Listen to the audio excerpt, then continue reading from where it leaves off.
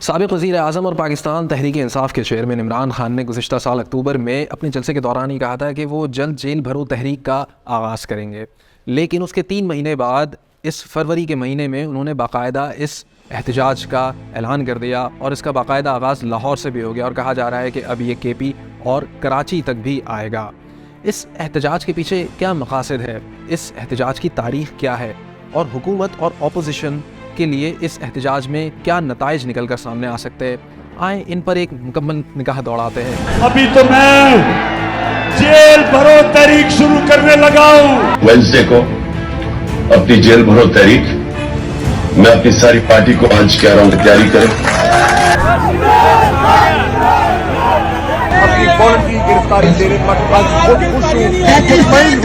عمران خان کا کہنا ہے کہ یہ احتجاج مطلب جیل بھرو تحریک اس لیے ضروری ہے کہ موجودہ حکومت مبینہ طور پر ان لوگوں کے خلاف مطلب پی ٹی آئی کے کارکنان کے خلاف جھوٹے مقدمات بنا رہی ہے اور ان کو ہراساں کر رہی ہے اور گرفتار کر رہی ہے، تو کیوں نہ ایک ہی بار تمام کارکنان اپنی گرفتاری دے دیں اور اپنے دل سے پولیس اور گرفتاریوں کا ڈر نکال دیں۔ دوسری جانب ان کا یہ بھی کہنا ہے کہ یہ احتجاج اس لیے بھی ضروری ہے کہ گزشتہ 10 مہینوں میں جب سے ان کی حکومت کو برطرف کیا گیا ہے نو کانفیڈنس مووز کے بعد، اس کے بعد ملک کی معاشی صورتحال بد سے بدتر ہو گئی ہے۔ اب جیل بھرو تحریک کوئی نیا کانسیپٹ یا احتجاج کا نت نیا طریقہ تو ہے نہیں، تو اس کی مثالیں ہمیں قدیم لٹریچر میں بھی نظر آتی ہیں، لیکن اگر بر صغیر تک کی بات کی جائے تو اس کا عملی مظاہرہ ہمیں قریب 1930 کی تاریخ میں ملتا ہے، جب یوسف مہر علی نامی تحریک آزادی کے رہنما نے پہلی مرتبہ کوئٹ انڈیا موومنٹ نامی تحریک کا آغاز کیا اور برطانوی سامراج کو انڈیا سے باہر جانے کی بات کی۔ اس تحریک کو دوام بخشا مہاتما گاندھی نے اس میں شمولیت اختیار کر کے، اور پھر جیل بھرو تحریک کا ایک باقاعدہ سلسلہ شروع ہو گیا جس میں بڑے بڑے رہنماؤں جن میں خود یوسف مہر علی، مہاتما گاندھی، جواہر لال نہرو اور ابوالکلام آزاد شامل ہیں،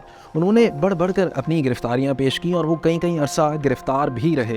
اس کے بعد 1947 میں قیام پاکستان سے صرف کچھ عرصے قبل آل انڈیا مسلم لیگ کے رہنماؤں نے بھی جیل بھرو تحریک کا آغاز کیا۔ قیام پاکستان کے بعد بھی یہ سلسلہ نہیں تھما، خود ایوب خان کے دور میں جو کہ پاکستان کا پہلا مارشل لاء تھا، اس کا آغاز ہوا۔ اس کے بعد تھوڑا سا آگے چلتے ہیں تو پاکستان کے دوسرے مارشل لاء مطلب یحییٰ خان کے زمانے میں شیخ مجیب الرحمان نے اس سلسلے کا آغاز کیا۔ اس کے بعد تھوڑا آگے چلتے ہیں پاکستان کے تیسرے مارشل لاء میں مطلب ضیاء الحق کے زمانے میں Pakistan federal union of journalists کے صحافیوں نے جیل بھرو تحریک کا آغاز کیا۔ یہ تب ہوا کہ جب ضیاء الحق کے دور میں پریس پر پابندیاں اور کڑی پابندیاں عائد تھیں اور اخباروں میں خبریں نہیں لگانے دی جاتی تھیں، تو کچھ صحافیوں کا ٹولہ نکلتا تھا اور وہ عام طور پر صدر کے ریگل چوک میں نمودار ہوتا تھا اور وہاں پولیس ان کو پکڑتی تھی، وہیں پر سمری کورٹس لگتی تھیں قریب میں، اور وہیں پر ان کو یا تو سزا سنا دی جاتی تھی یا تو ان کو قید کر دیا جاتا تھا یا ان پر کوڑے برسائے جاتے تھے۔ اس سے تھوڑا سا آگے چلتے ہیں تو ضیاء الحق کے ہی دور میں movement for the restoration of democracy کا آغاز ہوتا ہے اور سیاسی رہنماؤں نے مل کر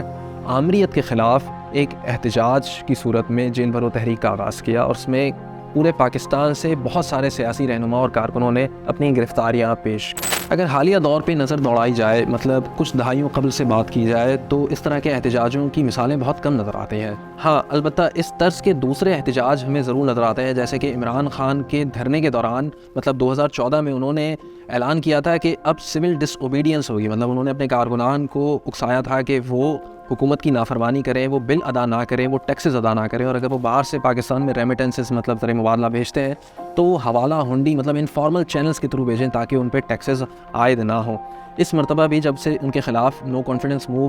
چلی ہے اور ان کو برطرف ہونا پڑا ہے، اس کے بعد سے بھی انہوں نے لانگ مارچ کا، دھرنوں کا اور اپنی اسمبلیوں سے مطلب پنجاب اور کے پی کی اسمبلیوں سے استعفے کا اعلان تو ضرور کر دیا، لیکن اب انہوں نے جیل بھرو تحریک کا آغاز کیا ہے۔ جیل بھرو تحریک